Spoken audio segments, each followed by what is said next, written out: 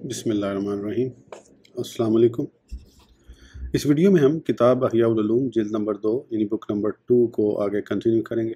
उससे पहले अगर आपने सब्सक्राइब नहीं किया तो सब्सक्राइब कर लें और बेल आइकॉन प्रेस कर दें। तो शुरू करते हैं। 7वां दर्जा मारना यानी हाथ पाँव वगैरह से मारना जिसमें हथियारों की तशहीर ना हो, ये अवाम के लिए जायज़ है बशर्ते कि उसकी ज़रूरत हो और बुराई को दफ़ा करने में कदर हाजत पर ही इक्तफ़ा किया जाए और जब बुराई ख़त्म हो जाए तो उससे रुक जाना चाहिए। लिहाजा जिस पर किसी का हक़ साबित हो जाए काजी उसे हक़ अदा करने तक कैद में रख सकता है, और अगर हठ धर्मी करे और काजी को इल्म है कि वो हक़ अदा करने पर कादिर है लेकिन जानबूझकर अदा नहीं कर रहा, तो काजी को इजाज़त है कि हक़ की अदायगी के लिए बक़द्रे ज़रूरत उसकी पिटाई लगाए और मामलात में तरतीब को मद्देनज़र रखे। इसी तरह मुहतसिब भी इसकी रियायत करे, और अगर मुहतसिब को हथियार बुलंद करने की हाजत हो और वह हथियार बुलंद करके और ज़ख़म पहुँचाकर बुराई को दूर कर सकता हो तो उसे ऐसा करना जायज़ है, जबकि उससे फितना बरपा ना हो। जैसे कोई फासिक किसी औरत को पकड़ ले या बाजा बजा रहा हो और उस फासिक के और मुहतसिब के दरमियान एक नहर हायल हो या दीवार माने हो और मुहतसिब अपनी कुमान पकड़कर उससे कहे उसे छोड़ दे वरना मैं तुझे तीर मार दूंगा, तो अगर वो औरत को ना छोड़े तो मुहतसिब उसे तीर मार सकता है, लेकिन गर्दन या पेट वगैरह पर मारने का इरादा न करे बल्कि पिंडली और रान वगैरह पर मारे और ज़्यादती के मुताबिक अमल करे। इसी तरह अपनी तलवार सौंत कर कहे उस बुराई को छोड़ दो वरना मैं तुम्हारी गर्दन उड़ा दूंगा। ये तमाम सूरतें बुराई दूर करने की हैं और बुराई को हर मुमकिन तरीके से दूर करना वाजिब है, और इसमें कोई फ़र्क नहीं कि वो बुराई हक़ुल्लाह से ताल्लुक़ रखती है या आदमियों के हक़ से, जबकि मुअतज़िला का मौक़िफ़ है कि जिस बुराई का ताल्लुक़ आदमियों के हक़ से ना हो उसमें सिर्फ नरम गुफ्तगू और हाथ से मारने के ज़रिए ही एहतसाब किया जा सकता है, और वो भी हाकिम कर सकता है, अवाम को उसका हक़ नहीं। 8वां दर्जा मददगार का सहारा लेना और हथियार बुलंद करना यानी बताते खुद बुराई ख़त्म करने की कुदरत ना होने की सूरत में मददगार का सहारा लेना जो हथियार बुलंद करे। ऐसी सूरत में बसा औक़ात फासिक भी मददगार तलब कर लेता है और नतीजतन दोनों जमातें एक दूसरे के मद्दे मुकाबिल आकर लड़ती हैं। इस सूरत में हाकिम की इजाज़त की ज़रूरत होने और ना होने के सिलसिले में इख्तलाफ है। बाज़ हज़रात कहते हैं कि आम लोग बज़ाते खुद ये काम नहीं कर सकते क्योंकि इससे फितनों को हरकत मिलती, फसाद बर्पा होता और शहर बर्बाद होते हैं, जबकि बाज़ कहते हैं कि इसमें हाकिम की इजाज़त की ज़रूरत नहीं। यही बात क़ियास के ज़्यादा करीब है, क्योंकि जब अवाम को अमर बिल मारूफ़ की इजाज़त है और उसका इब्तदाई दर्जा दूसरे दर्जे की तरफ खींचता है और दूसरा दर्जा तीसरे दर्जे की तरफ खींचता है, और लाजमी तौर पर इस सिलसिले की इंतहा बाहम लड़ाई झगड़े पर होती है और बाहम लड़ाई झगड़ा करना मददगार तलब करने की तरफ ले जाता है।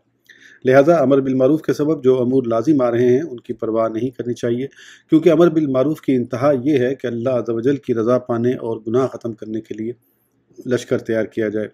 जिस तरह हम आम गाजी के लिए इस बात को जायज़ समझते हैं कि वो जमा होकर कुफ़ार के किसी ग्रोह से लड़े और उनका ख़ात्मा करे, इसी तरह बुराइयों में मुब्तला लोगों के ख़ात्मे के लिए भी लड़ना जायज़ है।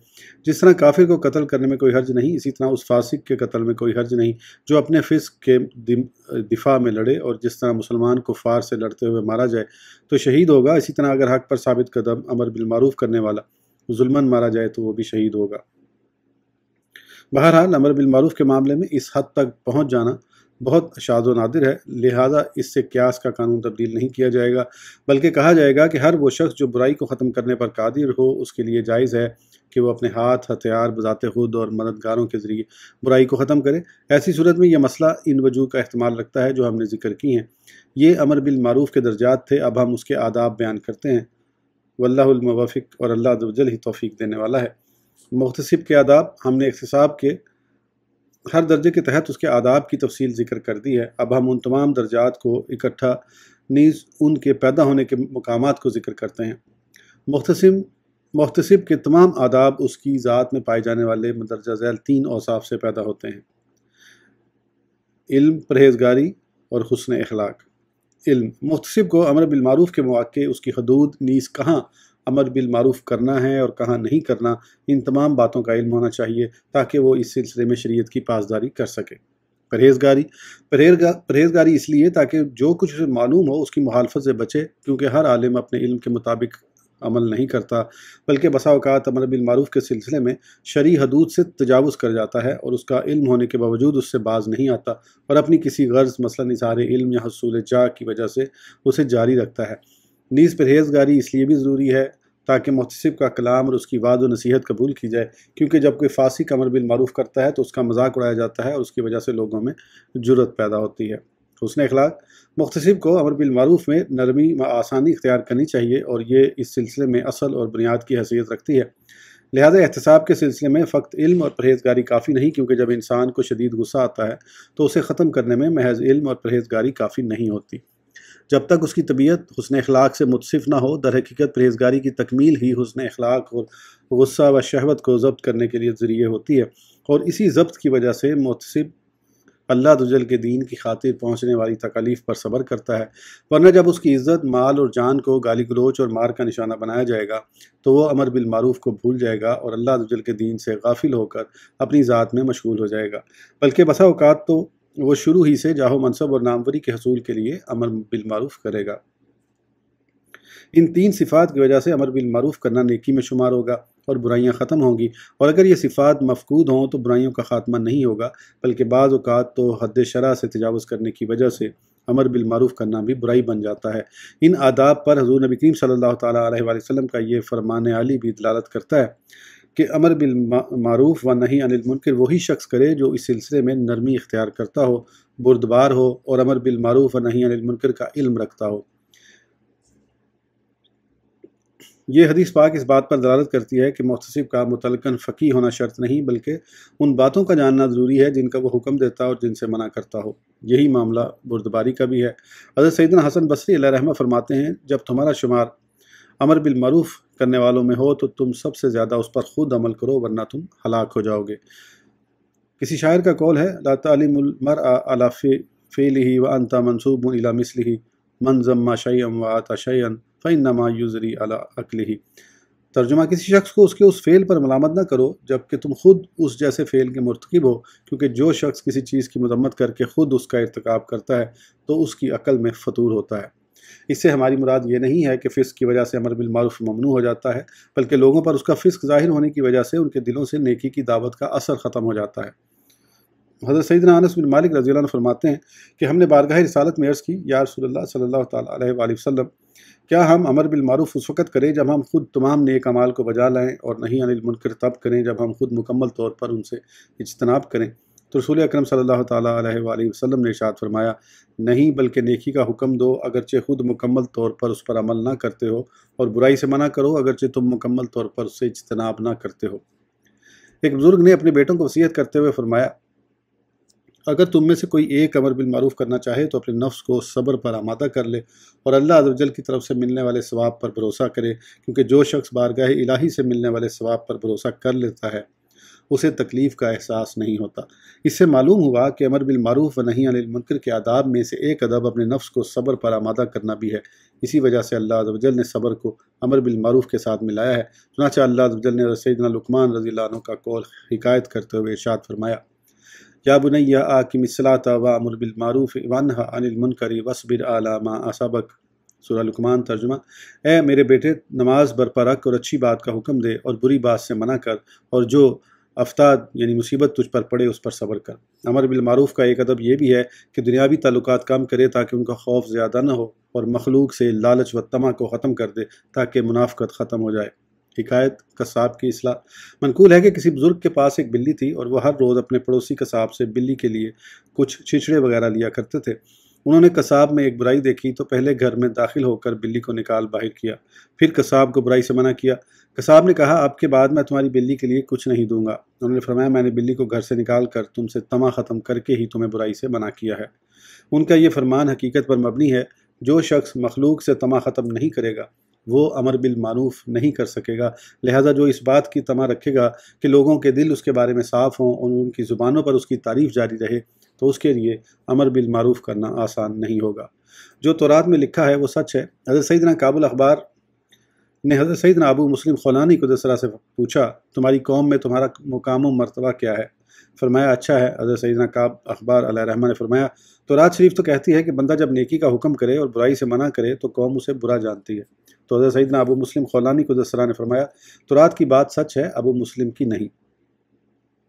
امر بالمعروف کے سلسلے میں نرمی کے وجوب پر وہ آیت بھی دلالت کرتی ہے جس سے مامون الرشید نے استدلال کیا تھا کہ جب اسے کسی واعظ نے نصیحت کی اور اس میں سختی برتی تو مامون نے کہا، اے شخص، نرمی اختیار کر، بے شک اللہ عز و جل نے تجھ سے بہتر کو جب مجھ سے زیادہ بدتر کی طرف بھیجا تو انہیں نرمی کا حکم دیا اور یہ ارشاد فرمایا فَقُولَا لَهُ قَوْلًا لَّيِّنًا لَعَلَّهُ يَتَذَكَّرُ أَوْ يَخْشَىٰ سورۃ طٰہٰ۔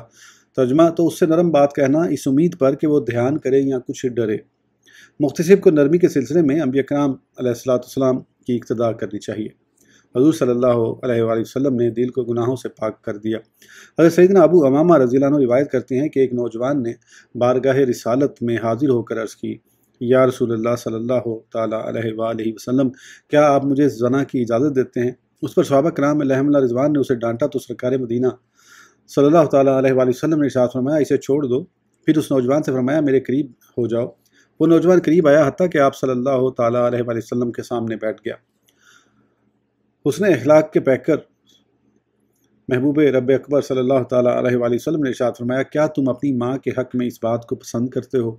اس نے جواب دیا اللہ عز و جل مجھے آپ پر فدا کرے نہیں۔ ارشاد فرمایا اسی طرح لوگ بھی اپنی ماؤں کے ساتھ زنا کیے جانے کو ناپسند کرتے ہیں۔ پھر استفسار فرمایا کیا تم اپنی بیٹی کے لیے یہ پسند کرتے ہو؟ جواب دیا اللہ عز و جل مجھے آپ پر فدا کرے نہیں۔ ارشاد فرمایا اسی طرح لوگ بھی اپنی بیٹیوں کے لیے یہ ناپسند کرتے ہیں۔ پھر استفسار فرمایا کیا تم اپنی بہن کے لیے یہ پسند کرتے ہو؟ حضرت سیدنا عبد الرحمن بن عوف رضی اللہ عنہ کی روایت میں یہ اضافہ ہے کہ آپ صلی اللہ تعالیٰ علیہ وآلہ وسلم نے اسی طرح پھپھی اور خالہ کا بھی ذکر کیا، اور اس نوجوان نے ہر ایک کے جواب میں یہی کہا اللہ عز و جل مجھے آپ پر فدا کرے نہیں۔ اور آپ صلی اللہ تعالیٰ علیہ وآلہ وسلم نے یہی ارشاد فرمایا اسی طرح لوگ بھی اسے ناپسند کرتے ہیں۔ اس کے بعد کا مضمون دونوں روایتوں میں یوں ہے کہ حضور صلی اللہ تعالیٰ علیہ وآلہ وسلم نے اپنا دست اقدس اس نوجوان کے سینے پر رکھ کر بارگاہ الہی میں عرض کیا اللہ عز و جل اس کے دل کو پاک فرما، اس کے گناہوں کو بخش دے اور اس کی شرمگاہ کی حفاظت فرما۔ راوی فرماتے ہیں اس کے بعد اس کے نزدیک زنا سے زیادہ ناپسندیدہ کوئی چیز نہ تھی۔ تنہائی میں سمجھانا۔ حضرت سیدنا فضیل بن عیاض رحمۃ اللہ تعالیٰ علیہ سے کہا گیا کہ حضرت سیدنا سفیان بن عیینہ رحمۃ اللہ تعالیٰ علیہ بادشاہ کے تحائف قبول فرما لیتے ہیں، فرمایا اپنے حق سے کم ہی لیتے ہیں۔ پھر آپ نے حضرت سیدنا سفیان بن عیینہ رحمۃ اللہ علیہ کو تنہائی میں لے جا کر ان کی سرزنش کی تو حضرت سیدنا سفیان بن عیینہ رحمۃ اللہ علیہ نے عرض کی اے ابو علی میں نیک لوگوں میں سے اگرچہ نہیں لیکن نیک لوگوں سے محبت تو کرتا ہوں۔ حکایت نرمی سے پیش آنے کا فائدہ۔ حضرت سیدنا حماد بن سلمہ رحمۃ اللہ تعالیٰ علیہ سے روایت ہے کہ حضرت سیدنا صلہ بن اشیم رحمۃ اللہ تعالیٰ علیہ کے پاس سے ایک شخص گزرا، اس کا تہبند ٹخنوں سے نیچے لٹک رہا تھا۔ آپ رحمۃ اللہ تعالیٰ علیہ کے اصحاب نے اس کے ساتھ سختی سے پیش آنا چاہا تو آپ نے فرمایا یہ کام مجھ پر چھوڑ دو، میں اس کے لیے کافی ہوں۔ چنانچہ آپ رحمۃ اللہ تعالیٰ علیہ نے فرمایا بھتیجے مجھے تم سے ایک کام ہے۔ اس نے عرض کی اے چچا آپ کو کیا کام ہے؟ فرمایا میں یہ پسند کرتا ہوں کہ تم اپنا تہبند ٹخنوں سے اوپر کر لو۔ اس نے کہا جی بہت اچھا۔ چنانچہ اس نے اپنا تہبند اوپر کر لیا۔ پھر آپ رحمۃ اللہ تعالیٰ نے اپنے اصحاب سے فرمایا اگر تم اس پر سختی کرتے تو وہ نہ مانتا اور تمہیں گالیاں دیتا۔ حکایت نرمی سے تنہائی میں سمجھانے کی برکت۔ حضرت سیدنا محمد بن ذکریہ غلابی علیہ رحمہ فرماتے ہیں میں ایک رات حضرت سیدنا ابن عائشہ رحمۃ اللہ تعالیٰ علیہ کے پاس حاضر ہوا۔ وہ نماز مغرب کی ادائیگی کے بعد مسجد سے نکل کر اپنے گھر کا ارادہ رکھتے تھے۔ اچانک نشے میں مدہوش ایک قریشی نوجوان آپ کے راستے میں آیا جو ایک عورت کو ہاتھ سے پکڑ کر اپنی طرف کھینچ رہا تھا۔ عورت نے مدد کے لیے پکارا تو لوگ اس نوجوان کو مارنے کے لیے جمع ہو گئے۔ حضرت سیدنا ابن عائشہ رحمۃ اللہ تعالیٰ علیہ نے اس نوجوان کو دیکھ کر پہچان لیا اور لوگوں سے کہا میرے بھتیجے کو چھوڑ دو۔ پھر آپ رحمۃ اللہ تعالیٰ نے فرمایا میرے بھتیجے میرے پاس آؤ، تو وہ نوجوان شرمندہ ہونے لگا۔ تب آپ نے آگے بڑھ کر اسے سینے سے لگایا، پھر اسے فرمایا میرے ساتھ چل۔ چنانچہ وہ آپ کے ساتھ چلنے لگا حتیٰ کہ آپ رحمۃ اللہ تعالیٰ علیہ کے گھر پہنچ گیا۔ آپ نے اپنے غلام سے فرمایا آج رات اسے اپنے پاس سلاؤ، جب اس کا نشہ دور ہو تو جو کچھ اس نے کیا ہے وہ اسے بتا دینا اور اسے میرے پاس لانے سے پہلے جانے مت دینا۔ چنانچہ جب اس کا نشہ دور ہوا تو خادم نے اسے سارا ماجرا بیان کیا جس کی وجہ سے وہ بہت شرمندہ ہوا اور رونے لگا اور واپس جانے کا ارادہ کیا تو غلام نے کہا حضرت کا حکم ہے کہ تمہیں ان کے پاس لے جاؤں۔ چنانچہ وہ اس نوجوان کو آپ کے پاس لے آیا۔ آپ نے اس نوجوان سے فرمایا کیا تجھے اپنی ذات سے شرم نہیں آئی؟ کیا تجھے اپنی شرافت سے حیا نہ آئی؟ کیا تو نہیں جانتا کہ تیرا والد کون ہے؟ تو اللہ عز و جل سے ڈر اور جن کاموں میں لگا ہوا ہے انہیں چھوڑ دے۔ وہ نوجوان اپنا سر جھکا کر رونے لگا۔ پھر اس نے اپنا سر اٹھا کر کہا میں اللہ عز و جل سے عہد کرتا ہوں جس کے بارے میں قیامت کے دن مجھ سے سوال ہوگا کہ آئندہ کبھی میں نشاور نبیذ نہیں پیوں گا اور نہ ہی کسی عورت پر دست درازی کروں، اور میں رب تعالیٰ کی بارگاہ میں توبہ کرتا ہوں۔ آپ رحمۃ اللہ تعالیٰ علیہ نے فرمایا میرے قریب آؤ۔ پھر آپ نے اس کے سر پر بوسہ دے کر فرمایا اے میرے بیٹے تو نے توبہ کر کے بہت اچھا کیا۔ اس کے بعد وہ نوجوان آپ رحمۃ اللہ تعالیٰ علیہ کی مجلسوں میں شریک ہونے لگا اور آپ سے حدیث شریف لکھنے لگا۔ یہ سب آپ رحمۃ اللہ تعالیٰ علیہ کی نرمی کی برکت تھی۔ پھر آپ رحمۃ اللہ تعالیٰ علیہ نے فرمایا لوگ نیکی کا حکم دیتے اور برائی سے منع کرتے ہیں حالانکہ ان کی نیکی برائی بن جاتی ہے، لہٰذا تم اپنے تمام امور میں نرمی اختیار کرو کہ اس سے تم اپنے مقاصد کو پالو گے۔ حکایت ولی کا روب و دبدبہ۔ حضرت سیدنا فتح بن شخرف رحمۃ اللہ تعالیٰ علیہ سے منقول ہے کہ ایک شخص نے کسی عورت کا راستہ روک کر اسے پکڑ لیا۔ اس کے ہاتھ میں چھری تھی، جو بھی اس کے قریب جاتا وہ اسے چھری سے زخمی کر دیتا، اور وہ بہت مضبوط بدن والا تھا۔ لوگ اسی حالت میں تھے اور عورت اس کے ہاتھ میں چلا رہی تھی کہ اسی دوران حضرت سیدنا بشر حافی علیہ رحمہ وہاں سے گزرے۔ آپ اس آدمی کے قریب گئے اور اپنے کاندھے کو اس کے کاندھے سے رگڑا تو وہ شخص زمین پر گر گیا۔ پھر آپ تشریف لے گئے۔ لوگ اس شخص کے قریب آئے تو دیکھا کہ اس کے جسم سے بہت زیادہ پسینہ بہہ رہا تھا۔ عورت بخریت وہاں سے چلی گئی۔ لوگوں نے اس سے حال دریافت کیا تو کہنے لگا کہ میں اور تو کچھ نہیں جانتا، لیکن اس بزرگ نے اپنا کاندھا مجھ سے رگڑ کر فرمایا، اللہ عز و جل تجھے اور تیرے کاموں کو دیکھ رہا ہے۔ ان کے اس ارشاد کی وجہ سے میرے قدم لڑکھڑانے لگے اور مجھ پر بہت زیادہ ہیبت طاری ہو گئی۔ میں نہیں جانتا کہ وہ بزرگ کون تھے۔ لوگوں نے اسے بتایا کہ وہ حضرت سیدنا بشر حافی علیہ رحمہ تھے۔ اس نے کہا، ہائے افسوس، آج کے بعد وہ مجھے کس نگاہ سے دیکھیں گے؟ چنانچہ اسی دن اسے بخار ہو گیا اور 7ویں دن اس کی موت واقع ہو گئی۔ امر بالمعروف کے سلسلے میں دیندار لوگوں کی یہی عادت ہوا کرتی تھی۔ اس بارے میں ہم نے صحبت و ہم نشینی کے آداب کے بیان میں البغض فی اللہ والحب فی اللہ، یعنی اللہ عز و جل کے لیے عداوت و محبت کرنے کے ضمن میں بہت سی روایات ذکر کی ہیں، جنہیں دوبارہ ذکر کر کے ہم کلام طویل نہیں کرنا چاہتے۔ امر بالمعروف کے درجات اور آداب کے بارے میں یہ کلام کافی ہے۔ اللہ عز و جل ہی اپنے کرم سے توفیق دینے والا ہے، اور اللہ عز و جل کی تمام نعمتوں پر اس کی حمد ہے۔ اس ویڈیو کے لیے اتنا ہی، پھر انشاءاللہ اگلی ویڈیو میں آگے کنٹینیو کریں گے۔ اس وقت تک کے لیے اجازت دیجیے، سبسکرائب کرنا نہ بھولیں۔ اللہ حافظ۔